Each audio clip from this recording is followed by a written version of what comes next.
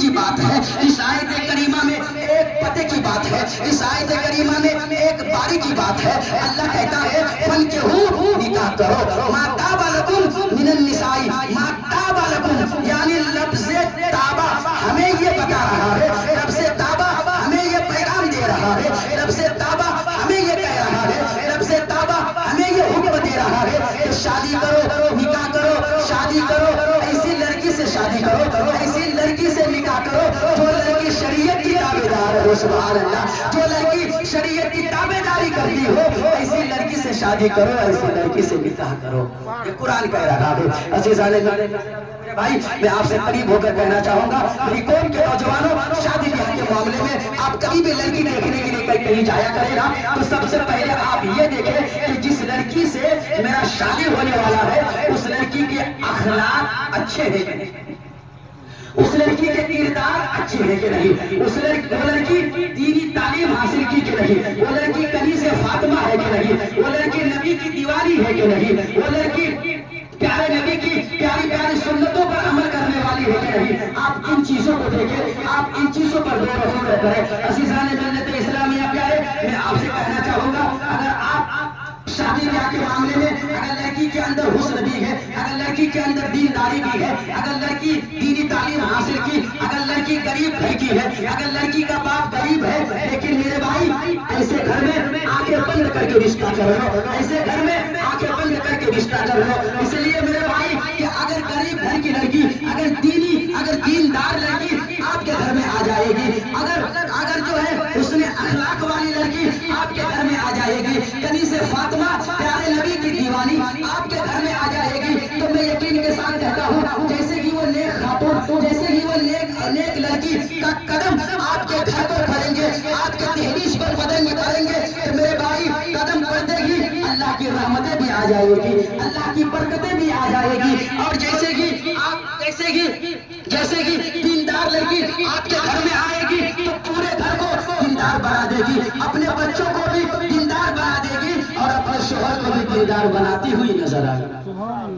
دیندار بناتی ہوئی نظر آئے گی۔ شادی بیاہ کے معاملے میں آپ ان چیزوں کو دیکھیں، آپ ان چیزوں پر غور و فکر کریں، ہے نا۔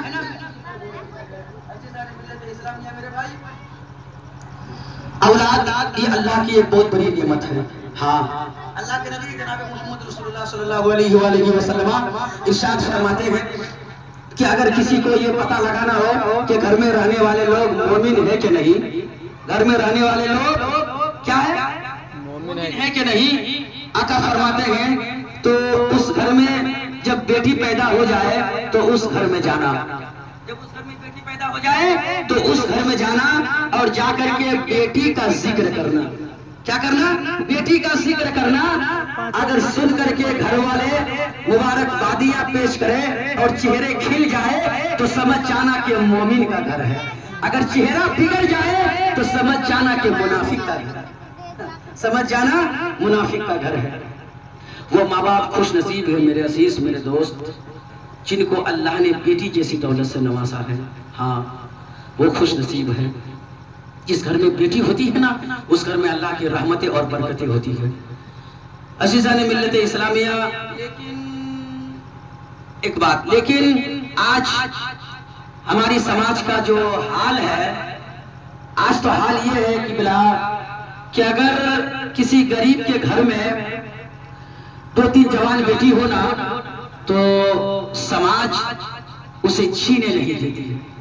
ہاں، تانے پہ تانے ملتے ہیں، لوگ طرح طرح کی باتیں کرتے ہیں کہ گھر میں 3 جوان بیٹی گئے، رشتے نہیں کراتے ہیں، رشتے نہیں کرواتے ہیں، گھر میں ہاتھی پال کے رکھے ہیں۔ میرے بھائی، کبھی بھی آپ کسی کو تکلیف نہ پہنچایا کرو، اپنی ذات سے نہ کبھی بھی کسی کو تکلیف مت پہنچایا کرو۔ ہاں، اور شادی بیاہ کے معاملے میں میں میری اپنی قوم سے کہنا چاہوں گا کہ آپ اپنی بچی کو دہیج دیجیے، اللہ نے آپ کو دیا ہے، اگر آپ کی حیثیت ہے 2 لاکھ 4 لاکھ 5 لاکھ آپ دہیج دیجیے، اللہ نے آپ کو دیا ہے، لیکن آپ ان جہیز کو، قیمتی جہیز کو آپ گھر کے باہر نہ سجایا کریں، آپ سڑکوں پہ نہ اسے سجایا کریں، اسے آپ چوراہے پہ نہ سجایا کریں۔ اس لیے میرے بھائی جانتے ہو کہ جب محلے کی عورتیں دیکھنے کے لیے جب آتی ہیں نا، اس میں کوئی غریب کی بچی بھی ہوتی ہے، کوئی غریب کی بیٹی بھی شامل ہو کر کے دیکھنے کے لیے آتی ہے۔ اب جانتے ہو ہوتا کیا ہے، جب غریب کی بیٹی کی نظر قیمتی قیمتی دہیز پر پڑتی ہے نا، تو میرے بھائی دل تڑپنے لگتے ہیں، آنکھوں میں آنسو آ جاتے ہیں، دوپٹے سے منہ کو چھپا کر کے گھر آتی ہے، بند کمرے میں